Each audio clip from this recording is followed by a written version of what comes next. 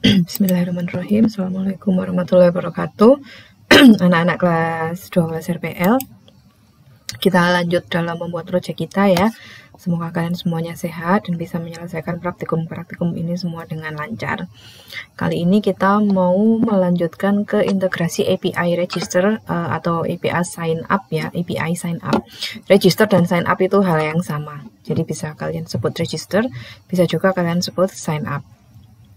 Di video yang sebelumnya, pada praktikum sebelumnya, kita sudah mencoba untuk API sederhana kita untuk yang sign up. Nah, hari ini kita akan membuat complete flow-nya, bagaimana cara register yang lengkap.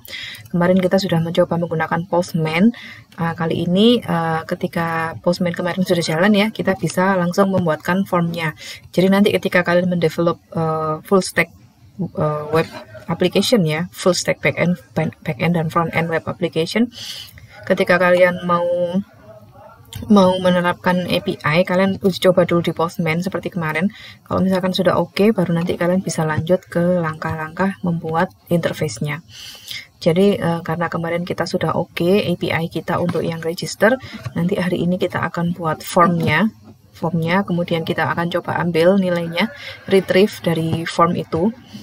Kemudian nanti kita akan mengirim datanya ke backend API, kemudian juga kita akan membuat penyimpanan data, menyimpan data di local storage.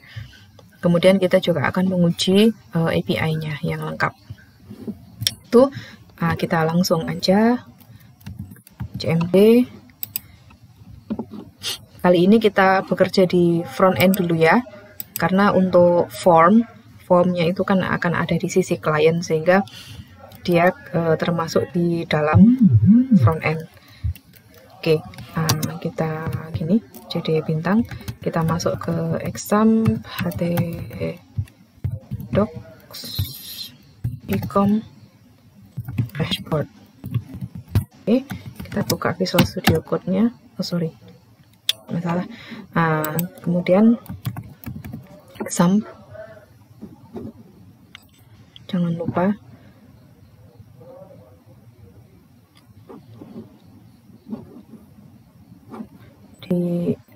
di sini kita bisa jalankan dulu sambil menunggu exam ya. npm start, examnya sudah keluar. Apache dan MySQL kita run. Kemudian ini React, aplikasi React kita start, npm start sampai muncul di browser. Kita tambahkan terminal baru juga lah untuk keperluan yang lain. Terminal yang pertama, yang ini kita pakai untuk menjalankan servernya React. Oke. Yang pertama kita akan membuat form HTML ya.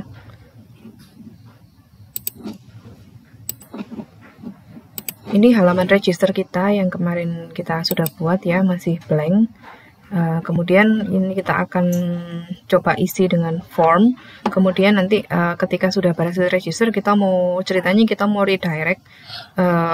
Ketika sukses ya, kita mau redirect ke halaman add product. Jadi ketika dia sudah berhasil register, dia langsung bisa upload barang-barang yang mau dia jual gitu ya. Kita isi formnya dulu mulai dari form register. Kita masuk di sini di register.js. Oke. Sudah ada code jelas di sini, sudah ada code yang kemarin kalian buat yang sudah jelas mengisikan judul ya. Di sini kalian buat form, di bawahnya H1. Kemudian form itu seperti biasa input type text ini kita save dulu, kita cek. Ini ada form baru yang muncul ya, input text. Bisa kita kasih style di Bootstrap. Kemarin kita sudah install Bootstrap.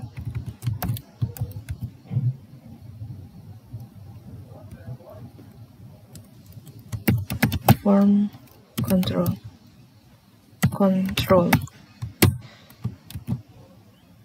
Oke. Nah, kita coba kasih kelas form control.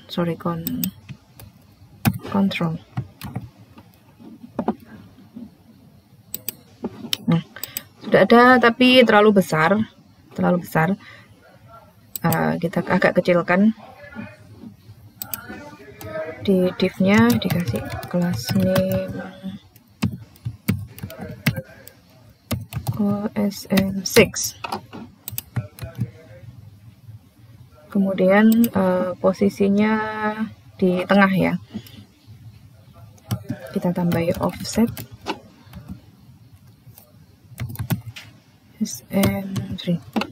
SM3. Oke, kita cek. Nah, sudah cukup lumayan. Oke, kita lanjut.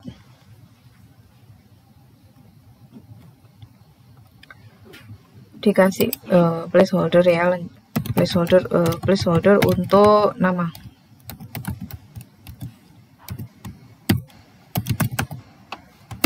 Ini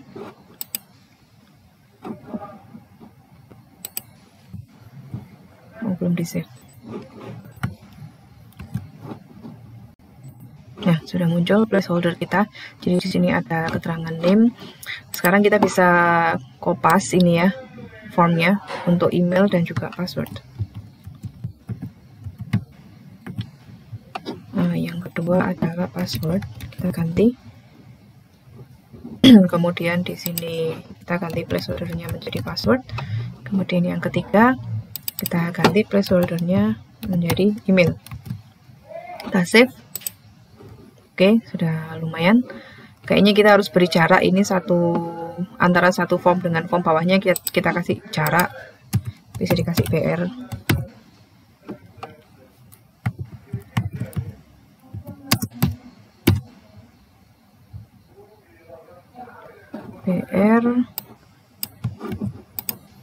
Copy sini. Oke. Kemudian di paling bawah kita kasih button sign up, atau juga kalian bisa kasih buttonnya register ya. Boleh register, boleh sign up. Nah, sudah ada buttonnya. Ini juga sudah ada jaraknya antara satu form dengan form berikutnya. Buttonnya bisa kita kasih style juga. Kita kasih style di sini. Class name btn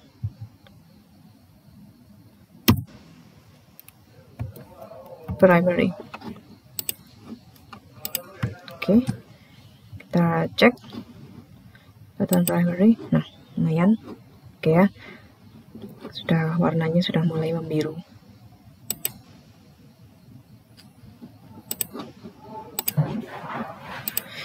Berikutnya kita mau mendapatkan nilai dari input ini ya. Kalau diisi nama, password, dan email, kita pengen nilainya bisa kita ambil biar bisa dimasukkan ke dalam database ya. Tapi pertama-tama kita harus ambil dulu value-nya atau nilainya. Untuk itu kita harus pakai state, yang namanya state ya. Kita import dulu React state di atasnya function ini. Di atasnya function kita import React,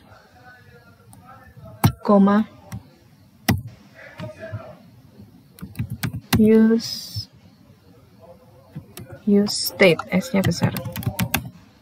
Gini, from React.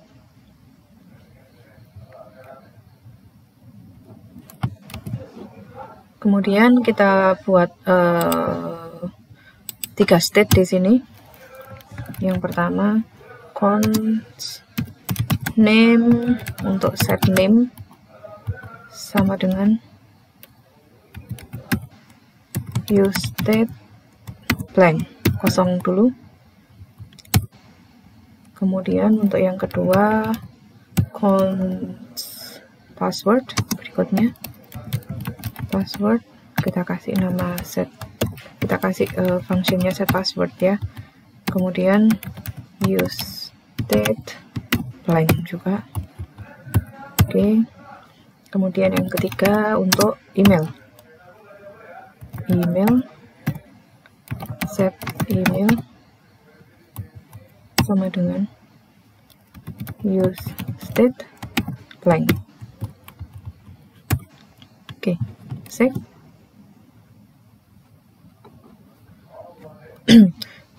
Ini nanti dia akan memberikan state atau kondisi dia blank dulu sebelum dia nilainya bisa diambil. Kemudian kita kasih event di dalamnya ya. Input yang pertama kita kasih event on change.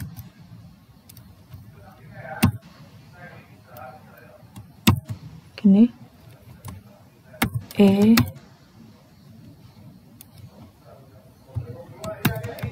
Set name dot target value. Gini. Kemudian untuk set password sama, kita kasih event on change. On change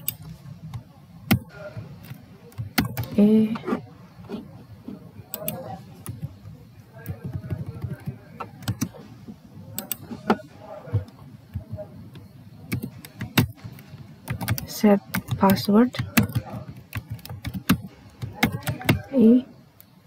target value.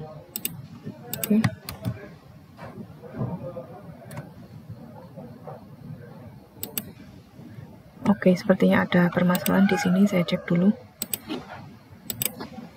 Oke, sudah ketemu. Masalahnya adalah ini kurang tanda sama dengan aja. Oke. Ketika kalian save dia auto format ya. Kemudian di sini juga sama. Untuk yang email kita kasih event on change. On change sama dengan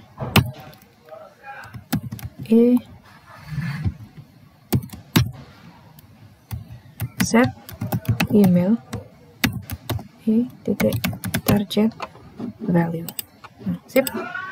Ctrl S. Nah, seperti ini. Apa fungsinya untuk ini event on change ini? Jadi ketika nanti teksnya itu dimasukkan, jadi kan ini form ya, form ini nanti kita isi dengan suatu nilai, maka kalian nggak perlu ada action apapun. Ketika dia diketik, dia bisa memberikan nilai kepada state yang kita buat di atas. Sesuai dengan nilainya adalah sesuai dengan apa yang kalian inputkan di sini. Jadi kalau misalkan di sini kalian inputkan nama Dina, maka ketika kalian mengetik saja, belum klik sign up ya. Ketika diketik Dina saja, maka dia akan memberikan state di sini sesuai dengan name-nya ini sesuai dengan apa yang kalian ketik. Kalau kalian ketik di sini Dina, maka di sini di variabel kita di name itu juga akan terisi Dina.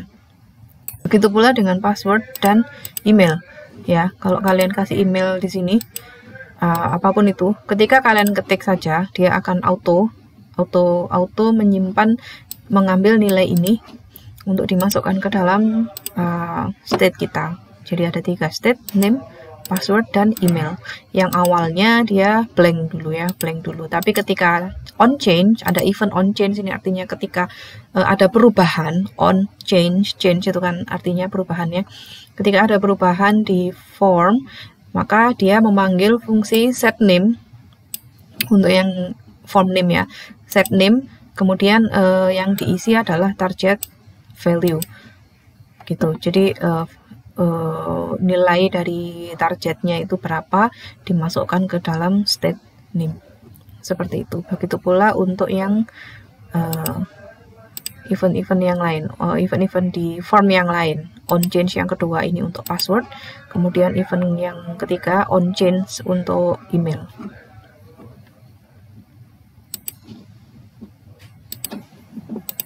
Oke, satu hal lagi yang harus kalian tambahkan, di sini kita harus tambahkan value ya, untuk mengikat antara event ini dengan state.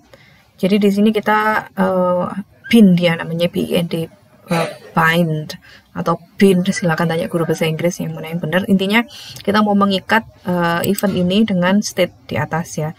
Jadi di sini kita harus menambahkan satu value ini. Value kita masukkan ke name.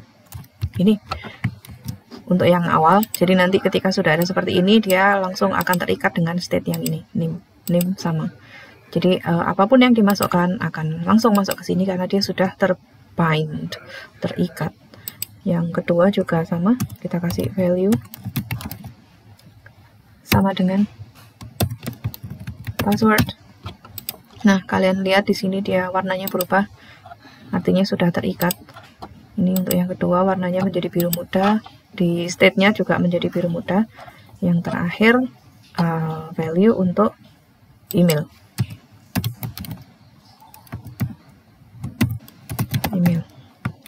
Oke.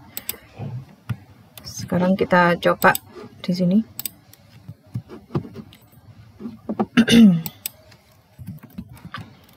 Oke, sudah bisa. Oke. Sekarang kita sudah bisa diisi ya formnya. Sekarang kita buat function untuk menyelesaikan proses sign up-nya.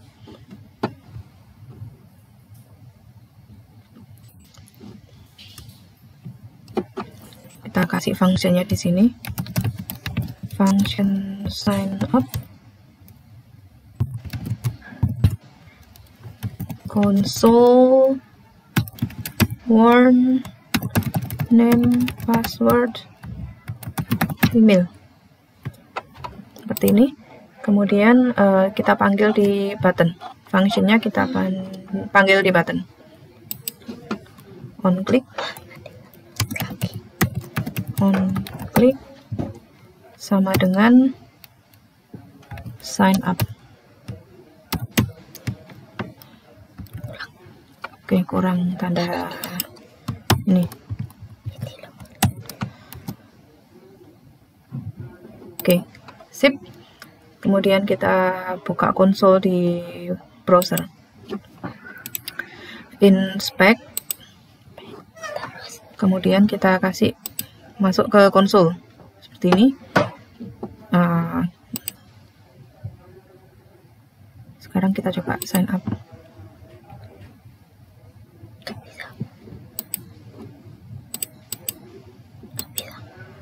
Oke, ada permasalahan sebentar.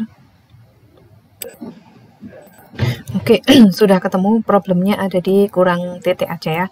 Jadi kalian harus sabar, kalau dalam coding itu pasti ada kesalahan-kesalahan kecil seperti itu yang mungkin kalian lupa. Seperti Bu Dewi lupa, ini sebenarnya harus ada titik. i.target.value. Begitu pula untuk yang di password, e.target.value. Oke, ini juga e.target.value. Kemudian kita save. Kemudian kita coba lagi di sini. Oke, kita kasih nama Anissa, password admin @1234, kemudian email anissa@gmail.com. Kita sign up. Nah, datanya sudah bisa masuk ya ke konsol. Anissa admin @1234, kemudian emailnya anissa@gmail.com. Jadi ini ditampilkan di konsol untuk mengecek apakah kita sudah bisa mengambil data dari form atau belum, dan apakah data yang kita ambil, yang terambil dari form kita itu sudah sama persis seperti apa yang kita inputkan atau belum. Jadi di sini tadi di function sign up ini ya, ini kan fungsi untuk meretrieve datanya ya.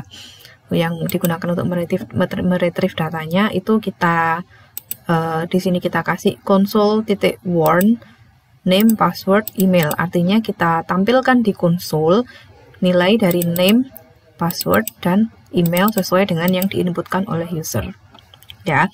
Jadi kita ulangi, kita buat ulangi penjelasan, maksudnya kita buat state. Yang pertama tadi kita buat state untuk name, password, dan email dengan defaultnya awalnya blank, kosong seperti ini. Nah, state ini akan berubah ketika kita mengisi formnya itu tadi. Jadi ada form name, form password, dan form email. Untuk menghandle isian, kita bisa kasih on change seperti ini. On change, ketika ada ketikan di form itu, maka panggil fungsi set name dengan nilai yang diketikkan oleh user. Nilai yang diketikkan oleh user tadi itu dimasukkan ke name, value name ini. Masuk ke sini ya.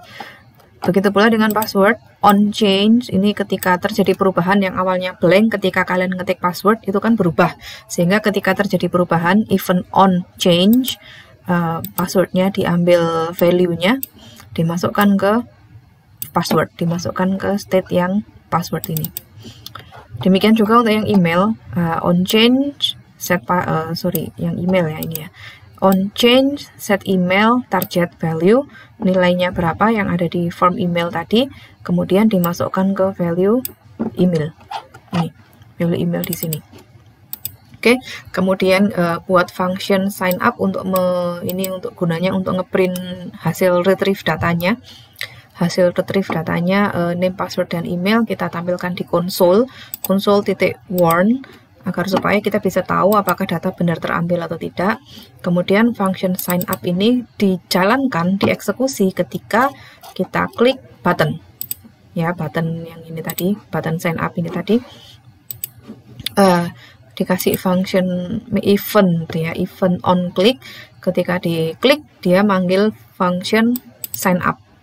Ini. Oke. Ceritanya begitu. Kemudian berikutnya kita akan mengganti, menambahkan function sign up ini dengan objek, sehingga tidak hanya sebuah teks yang di konsol saja. Ini nanti kita bisa masukkan data ini ke dalam database. Oke.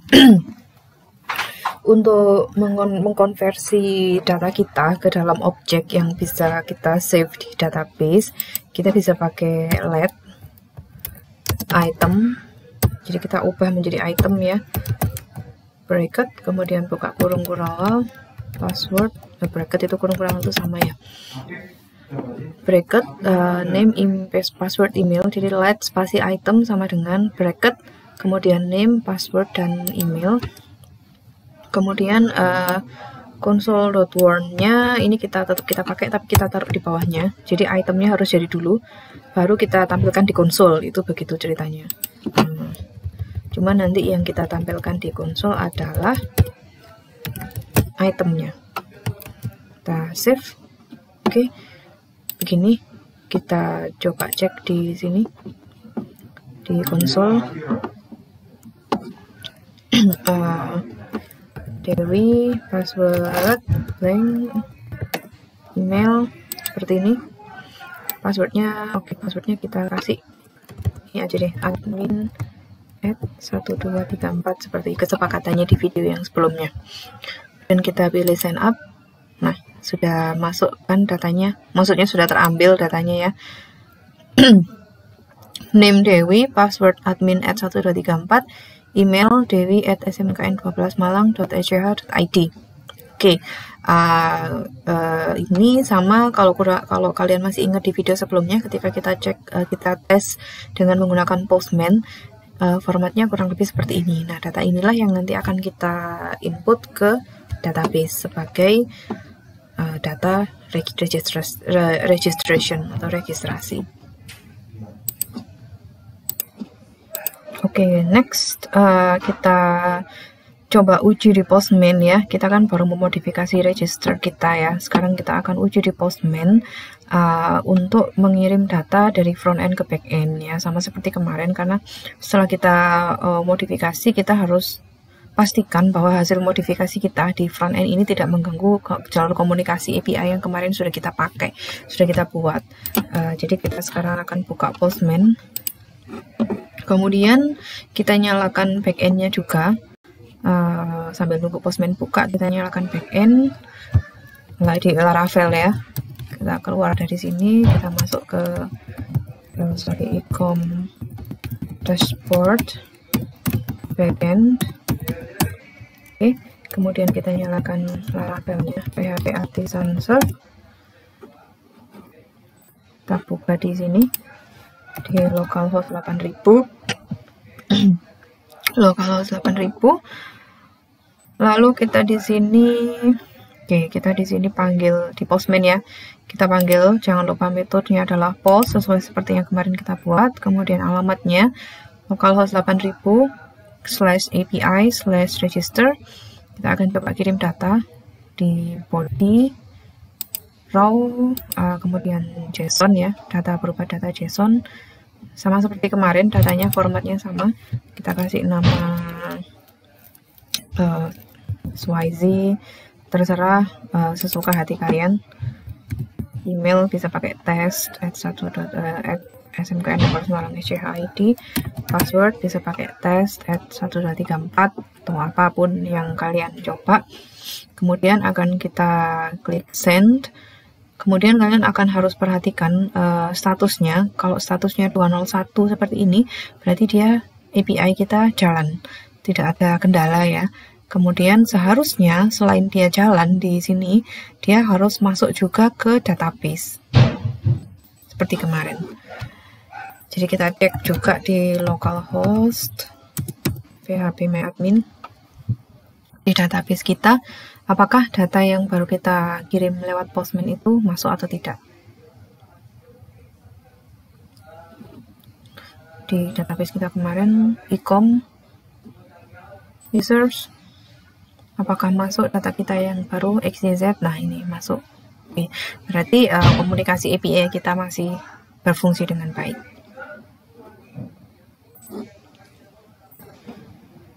Oke, sekarang kita akan masukkan API ini, integrasikan dengan front end kita ya, yang sudah tadi kita buat, yaitu form register salah satunya yang sedang kita pakai sekarang. Kita integrasikan ini kita copy aja seperti ini. Kemudian agar supaya kita bisa input datanya lewat form ya, nggak lagi lewat postman seperti ini, karena mau nggak mau nanti user dia harus pakai form yang kita buat tadi. Jadi kita akan mengintegrasikan front end dengan back end. Kita React dengan Laravel, pastikan dulu semuanya sudah jalan. PHP Artisan Serve-nya jalan ya untuk Laravelnya, kemudian React-nya juga jalan. Nah, di sini kalian fetch datanya. Ini tadi sudah di copy dari sini, sudah di copy. Kemudian kalian fetch di sini, fetch buka kurung, kemudian kalian paste ini.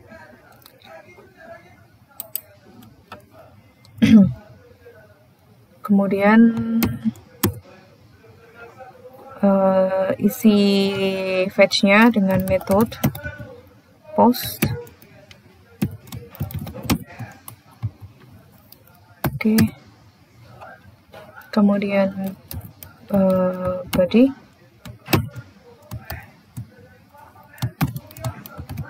JSON,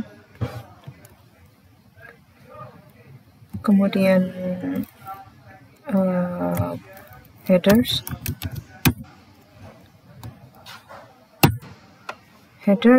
kita kasih ini ya, content type headers nih.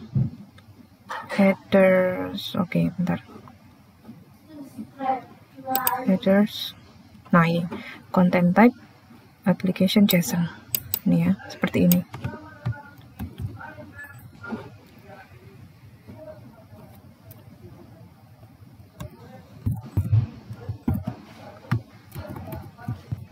Content type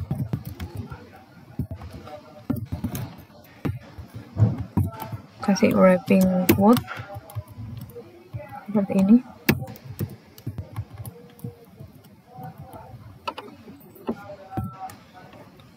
Kemudian kita kasih accept,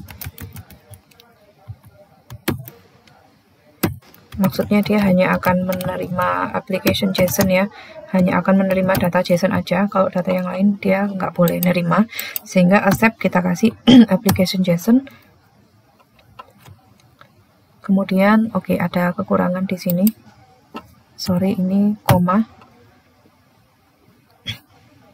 Kemudian di sini tutup kurungnya di sini. Oke, sip. Kemudian kalian tambah di sini body fungsi stringify, karena dia hanya bisa menerima data berupa string teks aja, dia nggak akan bisa menerima data tipe yang lain. Nah, ini kurungnya di luar ini ya. Oke. Kemudian kita kasih result di sini di atas. Nah, di sini kasih result. Let result sama dengan await fetch, seperti itu ya. Jadi tunggu hasilnya akan menunggu ketika data dari register API register ini sudah berhasil dijemput atau di fetch atau di retrieve atau diambil ya. Fetch, retrieve itu istilah yang maknanya hampir sama. Kemudian di bawah ini kalian juga kasih result sama dengan await result titik JSON, seperti ini. Kita save. Oke. Kemudian dikasih console.warn untuk ngecek apakah memang jalan atau tidak. Jadi kita kasih di ini di konsolnya result, kemudian parameter yang kedua adalah result. Kita save. Untuk bisa pakai await ya, untuk bisa pakai await dia harus kita deklarasikan asinkron di sini. Jadi di sini sebelum function kita kasih sync ya. Jadi sebelum function sign up ditulis dia harus diberi async di sini atau asinkron. Oke, seharusnya sudah tidak ada error lagi. Kita save, kemudian kita coba. Nah, oke, nggak ada masalah. Nah, kita stop dulu di sini, bisa kita reload untuk mengulang dari awal ya, meng-clear seluruhnya. Sekarang kita coba register dengan nama baru, misalnya John, kemudian passwordnya John @smkn12malang.sch.id, kemudian emailnya juga gitu, misalnya john@smkn12malang.sch.id, atau kamu bisa isi data sesuai dengan keinginanmu apapun itu. Oh, password tadi diisi email ya, john@1234. Oke. Kemudian kalian klik sign up, di konsol dia jalan, kemudian resultnya juga jalan, hasilnya datanya masuk ya, datanya name, password, email, datanya bisa terambil dari form, kemudian dikirim, kemudian hasilnya juga sudah masuk, result name John, email john@smkn12malang.sch.id.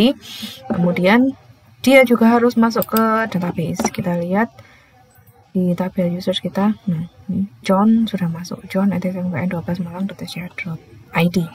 Oke, jadi register kita minimal sudah jalan ya. Oke, bisa kita reload untuk coba register dengan nama lain. Misalnya sekarang kita coba register dengan nama yang agak serius. Kita kasih nama lengkap, kemudian password itu, kemudian kita coba sign up, lalu kita cek apakah masuk di tabel. Oke, masuk di ID ke-8 ya. Sip. Kita bisa lanjut ke berikutnya. Oke, berikutnya kita mau redirect ke halaman add product. Jadi setelah usernya di register, ada satu user register, nanti dia langsung bisa add product ya. Jadi nanti ketika sign up, berhasil sign up, langsung masuk ke halaman add product seperti ini. Kemudian langsung juga kita kasih agar supaya dia user infonya itu bisa masuk ke local storage ya, bisa masuk ke local storage. Nanti kita bisa di setting di sini untuk masuk ke local storage ya, local storage di sini. Oke, untuk itu kita lanjutkan kode program kita di sini, kita kasih sini. Di sini. Oke. Local storage .set item, kemudian buka user info, kemudian JSON, stringify ini result. Oke. Kemudian kita import history, import sesuatu dari React router DOM, kasih tanda kutip, kemudian di dalamnya use history seperti ini. Kemudian kita kasih konstanta, kita pakai use history-nya di sini. Oke.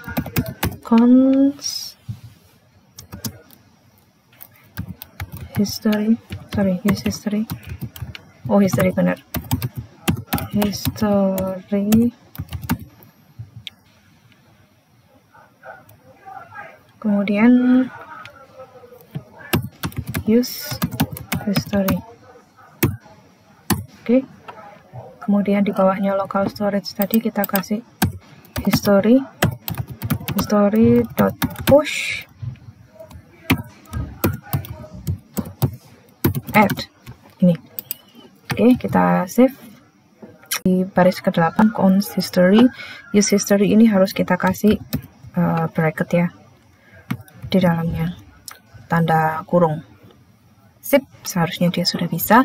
Kita coba lagi, masukkan data, cek password sesuatu, kemudian email, cek@mail.com.